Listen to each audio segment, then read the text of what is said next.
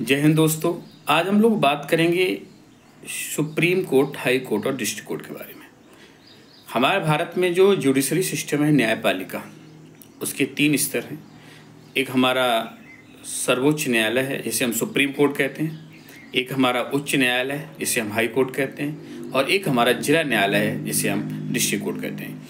Article 124, article 214 और article 233। जैसे कि 124 आर्टिकल जो है जो सुप्रीम कोर्ट को बताता है, 214 जो आर्टिकल है वो हाई कोर्ट के बारे में। तो 2 सुप्रीम कोर्ट और हाई कोर्ट जो महत्वपूर्ण हैं, जो सिलेबस में आते हैं। सबसे पहले अगर हम बात करें न्यायपालिका की भारत में, तो 1773 में एक रेगुलेटिंग एक्ट आया था, और 1773 के रेगुलेटिंग एक्ट के तहत 1774 में भारत में सबसे पहला जो सुप्रीम कोर्ट बना था वो कोलकाता में बना था। तो 1774 में कलकत्ता में भारत का पहला सुप्रीम कोर्ट बना था, और इस कलकत्ता सुप्रीम कोर्ट में टोटल नंबर ऑफ जस्टिस, कुल जजों की संख्या थी 1+3 मतलब 4। टोटल जज थे 4, इसमें 1 मुख्य न्यायाधीश और 3 अन्य न्यायाधीश थे। तो पहले मुख्य न्यायाधीश कौन थे? Sir Elijah Impey. Sir Elijah Impey पहले मुख्य न्यायाधीश थे, और 3 जो अन्य न्यायाधीश थे, चेम्बर्स, हाइड और लिमिस्टर। मिस्टर चेम्बर्स, मिस्टर हाइड और मिस्टर लिमिस्टर। तो सर एलिजा इम्फे मुख्य न्यायाधीश थे, चेम्बर्स, हाइड और लिमिस्टर 3 अन्य न्यायाधीश थे। ये कलकत्ता सुप्रीम कोर्ट की बात है, जिस समय भारत अभी आज़ाद नहीं हुआ था। उसके बाद जब भारत आज़ाद हुआ, भारत का संविधान बना, और जब संविधान बना 26 जनवरी 1950 को हमारा संविधान पूरी तरह से लागू कर दिया गया, और 28 जनवरी 1950 को दिल्ली में पहला सुप्रीम कोर्ट बना स्वतंत्र भारत का। तो इंडिपेंडेंट इंडिया का फर्स्ट सुप्रीम कोर्ट जो इस्टेब्लिश हुआ 28 जनवरी 1950 दिल्ली। और इस समय जब दिल्ली में पहला सुप्रीम कोर्ट बनाया गया, उस समय कुल जजों की जो संख्या थी वो थी 1+7 8। 8 जज बनाए गए थे, जिसमें 1 मुख्य न्यायाधीश थे और 7 अन्य न्यायाधीश थे। टोटल थे 8। तो पहले मुख्य न्यायाधीश कौन थे स्वतंत्र भारत के? तो वो थे हीरालाल जेकानिया। तो हीरालाल जेकानिया जो थे वो दिल्ली सुप्रीम कोर्ट के पहले मुख्य न्यायाधीश बनाए गए थे, और 7 अन्य न्यायाधीश बनाए गए थे। लेकिन समय समय पर जजों की संख्या बढ़ती गई। वर्तमान में देखा जाए तो जजों की संख्या है सुप्रीम कोर्ट में, वो है टोटल 34, 1+33। कब कब जज बढ़ाए गए उनको भी हम देख लेते हैं एक बार। जैसे 1950 में जजों की संख्या 8 थी, 1+7।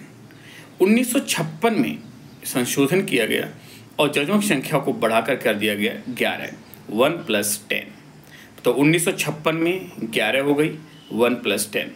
उसके बाद 1960 में फिर अमेंडमेंट किया और जजों की संख्या हो गई 14, 1+13।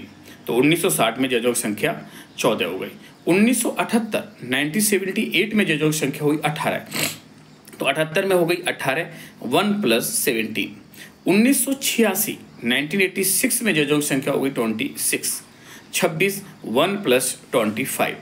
इसके बाद 2009 में जजों की संख्या हुई 1+30, 31 हो गई। और उसके बाद 2019 में जजों की संख्या बढ़ा के कर दी गई 34, 1+33। तो इस प्रकार से वर्तमान में देखा जाए तो कुल जजों की संख्या है 34। एक बार हम दोबारा से रिवाइज करते हैं। 1950 में जब 28 जनवरी 1950 को दिल्ली में पहला सुप्रीम कोर्ट बना, तो जजों की संख्या टोटल कितनी थी? 8, 1+ इसमें ऐड रहेगा, टोटल 8 थी। 1956 में 11, 1960 में 14, 1978 में 18, 1986 में 26, 2009 में 31 और 2019 में हो गई 34, 34। अब बात करते हैं कि जो वर्तमान में हमारे जो 34 जज हैं, जिसमें 1 मुख्य न्यायाधीश हैं, वो कौन है? वो हैं DY चंद्रचूड़, धनंजय यशवंत चंद्रचूड़। और धनंजय यशवंत चंद्रचूड़ जो वर्तमान में सुप्रीम कोर्ट के मुख्य न्यायाधीश हैं, जो हैं 50 नंबर के, 50वें नंबर के। मतलब अब तक हमारे दिल्ली सुप्रीम कोर्ट में 50 जज मुख्य न्यायाधीश बन चुके हैं। तो धनंजय यशवंत चंद्रचूड़ जो हैं वो 50वें नंबर के मुख्य न्यायाधीश हैं, और डी.वाई. चंद्रचूड़ जो हैं वो हमारे उत्तर प्रदेश के इलाहाबाद हाई कोर्ट के भी मुख्य न्यायाधीश रह चुके हैं। तो ये तो हमने देखा कि कब कब जजों की संख्या बढ़ी। अब हम लोग बात करते हैं कि जैसे हमारे भारत में जो न्यायपालिका है वो 3 स्तर की है। एक हमारा सुप्रीम कोर्ट है, एक हाई कोर्ट है और एक डिस्ट्रिक्ट कोर्ट है। अब ये सुप्रीम कोर्ट में जजों को कैसे बनाया जाता है, कैसे हटाया जाता है, क्या काम होते हैं, इसको भी देख लेते हैं। तो सबसे पहले हम सुप्रीम कोर्ट की अगर हम बात करें तो सुप्रीम कोर्ट में जजों की संख्या कोई फिक्स नहीं है। समय समय पर ज़रूरत के आधार पर इन्हें हम बढ़ा सकते हैं। तो जैसे सुप्रीम कोर्ट में जज बनने की क्या क्या योग्यताएं हैं, एलिजिबिलिटी क्या है।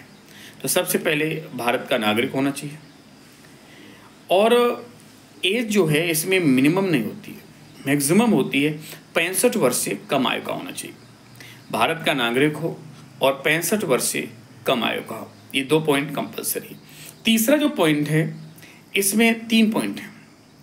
3 पॉइंट कौन कौन से हैं, कम से कम ध्यान देना है कि पहला पॉइंट ये है कि minimum 5 years as a justice any high court in India.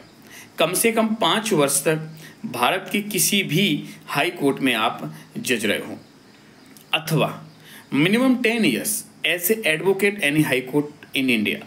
कम से कम 10 वर्ष तक आप भारत के किसी भी हाई कोर्ट में आप वकील रहे हो, अथवा प्रेसिडेंट नॉलेज लॉ एक्सपर्ट, राष्ट्रपति के संज्ञान में आप कानून के अच्छे जानकार हो, विधि वेत्ता हो। तो इन 3 पॉइंट में से कोई सा भी एक पॉइंट भी अगर कंप्लीट करते हैं तो आप सुप्रीम कोर्ट में जज बनने के लिए एलिजिबल होंगे।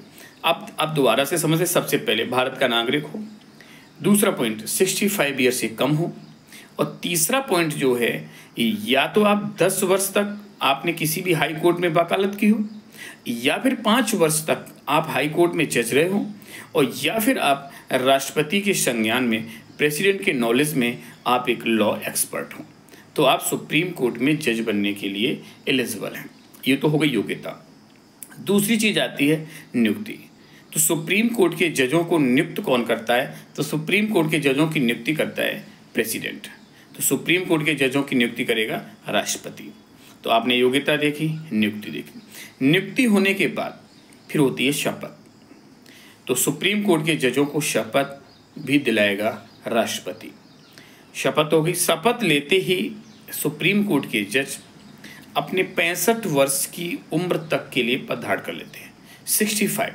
क्योंकि इसमें एक चीज़ ध्यान देना है कि सुप्रीम कोर्ट में जजों के लिए ये नहीं होता है कि 4 साल के लिए है कि 5 साल के लिए या 10 साल के लिए। ये 65 वर्ष की जो उम्र है, 65 वर्ष की उम्र तक के लिए पदभार कर लेते हैं। लेकिन 65 वर्ष की उम्र से कभी भी पहले हट भी सकते हैं या हटाए भी जा सकते हैं। कहने का मतलब ये है 65 वर्ष से कभी भी पहले सुप्रीम कोर्ट का कोई जज सेल्फ रिजाइन दे सकता है, अपनी से त्यागपत्र देगा। बात आती है कि सुप्रीम कोर्ट का जज अपना त्यागपत्र किसको देता है, तो सुप्रीम कोर्ट का जज अपना त्यागपत्र राष्ट्रपति को देगा। तो एक कंडीशन तो होगा सेल्फ रिजाइन, राष्ट्रपति को आप त्यागपत्र दे सकते हैं, और दूसरी कंडीशन ये है कि आपसे को पद से हटाया जा सकता है। वो कैसे हटाया जा सकता है, तो वो होती है महाभियोग जैसी प्रक्रिया के द्वारा राष्ट्रपति हटा सकता है। तो हटाने की जो प्रक्रिया होती है वो संसद के दोनों सदनों में होती है। लोकसभा राज्यसभा में पास होने के बाद राष्ट्रपति सुप्रीम कोर्ट के जजों को पद से हटा सकता है। अब जैसे इस पद को कब तक भर लेना चाहिए, ऐसा कुछ नहीं है, जब ज़रूरत पड़े तो आप भरें, क्योंकि आप केस हैंडल कर रहे हैं तो वो आपके केस दूसरे किसी को जज को ट्रांसफ़र कर दिए जाएंगे। लेकिन ऐसा नहीं है कि इसको 5-6 महीने के अंदर भर लेना चाहिए या 1 साल में या 3 महीने में, ऐसा कुछ नहीं है। अब जो तो देखा आपने कैसे बने, कैसे हट सकते हैं, ये आपने देखा। सुप्रीम कोर्ट के जजों की सैलरी के बारे में बात कर लें। सुप्रीम कोर्ट के जजों को जो सैलरी मिलेगी या रिटायरमेंट के बाद जो भी अनाउंसमेंट, भत्ता, पेंशन मिलेगी, वो भारत की संचित निधि से मिलती है। दोनों चीज़ भारत की संचित निधि से मिलती है। वर्तमान में अगर हम बात करें सुप्रीम कोर्ट के मुख्य न्यायाधीश की जो सैलरी है वो 2,80,000 रुपये है, और जो अन्य न्यायाधीश हैं उनकी सैलरी है 2,50,000 रुपये। तो 2,80,000 रुपये मुख्य न्यायाधीश की सैलरी और अन्य न्यायाधीश की 2.5 लाख रुपये, और ये उसके बाद में जो पेंशन भत्ता मिलता है वो इस सारा भारत की संचित निधि से दी जाती है। अब सुप्रीम कोर्ट के जजों का काम क्या होता है? तो सुप्रीम कोर्ट में जो केस होते हैं उन्हें हैंडल करता है। जैसे जो भी केस होते हैं, अब जैसे सुप्रीम कोर्ट में आप डायरेक्ट व्यक्ति नहीं जा सकता है सामान्य केसों को लेकर। हाँ, मौलिक अधिकारों का अगर हनन होता है आर्टिकल 32 के तहत आप सुप्रीम कोर्ट डायरेक्ट भी जा सकते हैं अगर आपके फंडामेंटल राइट्स इफेक्ट हो रहे हैं। तो हमने ये जज देखा कैसे बने कैसे हटे। एक चीज़ और कि रिटायरमेंट जज, अगर सुप्रीम कोर्ट से अगर कोई जज रिटायर हो जाता है तो क्या उसे दोबारा से सुप्रीम कोर्ट में केस सुनने का मौका मिल सकता है? बिल्कुल मिल सकता है। ऐसा सुप्रीम कोर्ट के मुख्य न्यायाधीश के परामर्श राष्ट्रपति ऐसा कर सकता है कि अगर मान लो केस ज़्यादा है, जज कम है, तो उसे तदर्थ न्यायाधीश के रूप में अपॉइंट कर सकता है, और उसे उस दौरान सैलरी नहीं मिलेगी, पारिश्रमिक मिलेगा कि आपने जितने दिन परिश्रम किया उस दिन उतने दिन का आपको सैलरी दे दी जाएगी। तो ये हमने देखा। अब सुप्रीम कोर्ट में एक चीज़ और जान लें कि सुप्रीम कोर्ट की जो केस हैं या हैंडल होते हैं, मीटिंगें होती हैं, वो जो हेड ऑफिस की दिल्ली में ही, क्या दिल्ली से अदर शहर में भी केस हैंडल हो सकते हैं क्या? बिल्कुल हो सकते हैं, क्योंकि अगर सुप्रीम कोर्ट का मुख्य न्यायाधीश चाहे तो मुख्य न्यायाधीश के परामर्श पर राष्ट्रपति ऐसा काम कर सकता है कि दिल्ली से अदर भारत के किसी भी शहर में इन केसों को हैंडल करवा सकता है, ऐसा भी अधिकार है। सुप्रीम कोर्ट भारत का सर्वोच्च न्यायालय है। इसे हम अंतिम अपीली न्यायालय कहते हैं, क्योंकि सुप्रीम कोर्ट के बाद आप कहीं पर भी अपील नहीं कर सकते हैं। सुप्रीम कोर्ट का भारत का अंतिम अपीली न्यायालय होता है। इसके पास बहुत सारे पावर होते हैं, अधिकार होते हैं। जैसे आर्टिकल 32 के तहत सुप्रीम कोर्ट को 5 प्रकार की रिट जारी करने का अधिकार होता है। ये 5 प्रकार की रिट्स कौन सी होती हैं, ये हमने मौलिक अधिकार वाले टॉपिक पर भी ध्यान दिया था कि जैसे बंदी प्रत्यक्षीकरण, परमादेश, प्रतिषेध, उत्प्रेषण और अधिकार परीक्षा, ये 5 प्रकार की रिट्स जारी करने का अधिकार भी सुप्रीम कोर्ट के पास होता है। तो सुप्रीम कोर्ट के बारे में इतनी चीज़ें महत्वपूर्ण जानते रहिए। आगे की चीज़ें हम लोग नेक्स्ट वीडियो में डिस्कस करेंगे। Thank you.